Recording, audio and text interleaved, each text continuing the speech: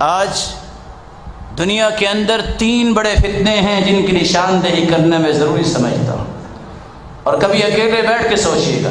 سب سے پہلا فتنہ، کوئی ضروری ہے اللہ کے رسول کی بات مانے، بدعت کا فتنہ جو پوری امت کو گھیر چکا ہے۔ رسول اللہ صلی اللہ علیہ وسلم کی سنت کو چھوڑنا، اور بدعت کی تعریف بھی یہ ہے، ہی الفعلہ المخالفہ للسنہ، سنت کے مخالف عمل کو بدعت کہتے ہیں۔ اور عبداللہ ابن عباس کہا کرتے تھے، ان ابغض الامور الی اللہ تعالی البدع، اللہ کے نزدیک سب سے برا کام بدعت ہے۔ اس سے برا کام کیا ہے؟ ان اللہ احتجر التوبہ عن کل صاحب بدعہ، اللہ تعالیٰ نے چادر لٹکا دی ہے، بدعتی کو دیکھنا ہی پسند نہیں کرتے۔ اور احتجر التوبہ کی روایت بتاتی ہے اس وقت تک اللہ بدعتی کی توبہ کو قبول نہیں کرتے جب تک وہ بدعت کو چھوڑ نہیں دیتا۔ جس نے ساری زندگی بدعت پہ گزاری وہ چھوڑے گا نہیں تو توبہ کیسے قبول ہو؟ اور اسی لیے کہا کرتے تھے حسن بصری، لا تجالس صاحب بدعہ فإنه يمرض قلبك، بدعتی کے پاس نہ بیٹھا کرو، دل کا روگ لگ جائے گا، بیمار ہو جاؤ گے۔ اور حسن بصری کہا کرتے تھے، لا يقبل اللہ لصاحب بدعہ صوما ولا صلاة ولا حجا ولا عمرہ، بدعتی آدمی کی نہ نماز قبول، نہ روزہ قبول، نہ عمرہ قبول، نہ حج قبول، کیونکہ اس کا کہنا یہ ہے کہ محمد مصطفیٰ نعوذ باللہ ناقص ہیں، فلاں نے جو بات کی ہے وہ کامل ہے، اس نے نبی کی توہین کرنے کی وجہ سے اپنی عبادتوں کو ضائع کر لیا۔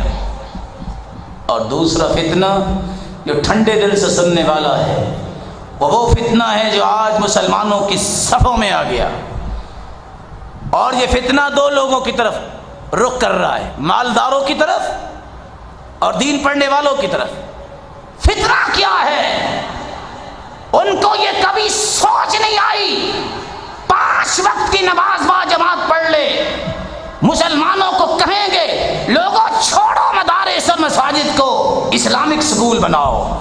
اس فتنے نے مسلمانوں کو ذبح کیا، اس فتنے نے بڑے بڑے قابل لوگ صرف پیٹ بھرنے کے لیے مسجدیں چھوڑی، صرف اپنے خواہشات کو پورا کرنے کے لیے مدارس چھوڑے، صرف یہ ان کے ذہن میں تھا ہماری خواہشیں پوری ہونی چاہیے، وگرنہ یہ وہ مبارک سلسلہ ہے نبی کو اللہ نے حکم دیا، وَاصْبِرْ نَفْسَكَ مَعَ الَّذِينَ يَدْعُونَ رَبَّهُمْ، میرے محبوب 1,24,000 پیغمبروں کا سرتاج تمہیں میں نے بنایا ہے، لیکن جڑے رہنا تو ان کے ساتھ جڑے رہنا۔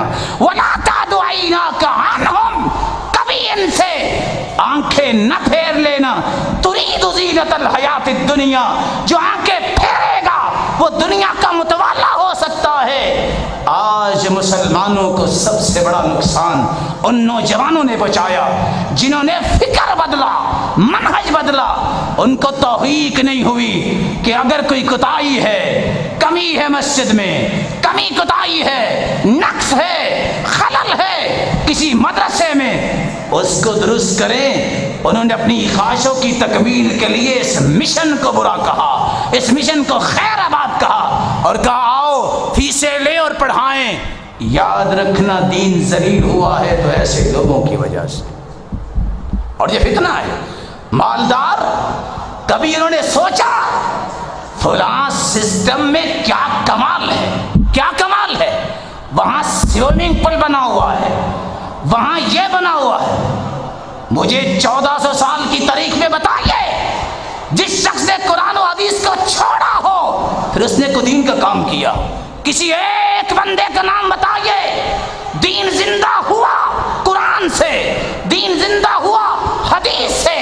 اس طرح فلسفے گھڑنے والوں میں سے ایک بندہ دکھائیے، وہ اپنی موت آپ تو مر گئے، اپنی خواہشوں کی تکمیل کی دوڑ میں، زندگی کی دوڑ تو ہار گئے، لیکن امت کو غلط راستہ دے گئے۔ اور تیسری بات، منہج صحابہ، اللہ کے رسول صلی اللہ علیہ وسلم کے صحابہ سے بڑھ کے کسی کا کوئی منہج نہیں۔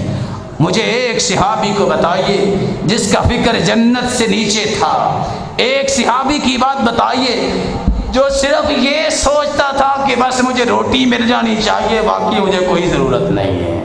یاد رکھنا، اس اشکال کا جواب بھی میں بیان کرتا جاؤں۔ کہتے ہیں صحابی ابو ہریرہ نے بھی تو عبرانی زبان سیکھی تھی۔ ہمارا موقف سنیے، جو قابل لوگ ہیں، جن کے اندر صلاحیت ہے، وہ پہلے دین پڑھیں، پھر دوسرے لوگوں کا رد کرنے کے لیے وہ علم بھی سیکھیں۔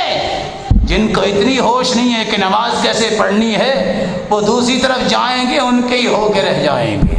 اس لیے اللہ سے دعا کیجیے، اللہ تعالیٰ بدعت کے فتنے سے محفوظ فرمائے اور دین کے اندر دراڑے پیدا کرنے والے فکر، اس سے امت کو محفوظ فرمائے۔